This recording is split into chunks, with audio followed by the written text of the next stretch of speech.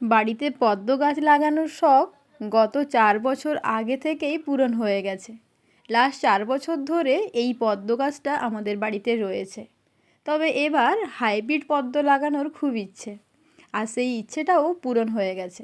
এই হাইব্রিড পদ্মের টিউবগুলো ঈশার বাবা তার অফিস থেকে এনেছে, আর যিনি দিয়েছেন এই টিউবগুলো তিনি আমাদের কাছে ভগবান তুল্য। তো যাই হোক, এখন সেই টিউবগুলোকে লাগানোর পালা। টিউবগুলো আনার পর থেকে 1 সপ্তাহ মতো এই পদ্মের গামলার জলের মধ্যে ডুবিয়ে রেখেছিলাম। এখন তাতে ছোট ছোট পাতা গজিয়ে গেছে, এর মানে এখন টিউবগুলো লাগানোর জন্য প্রস্তুত। এই পদ্মের গাছ লাগানোর জন্য 70% মতো শুকনো মাটি নিয়েছি, 20% মতো ভার্মি কম্পোস্ট, আর 5% করে সর্ষে খোল আর নিম খোল নিয়েছি। এরপর সব কিছুকে একসঙ্গে মিশিয়ে জল দিয়ে কাদা মতো করে নিয়েছি।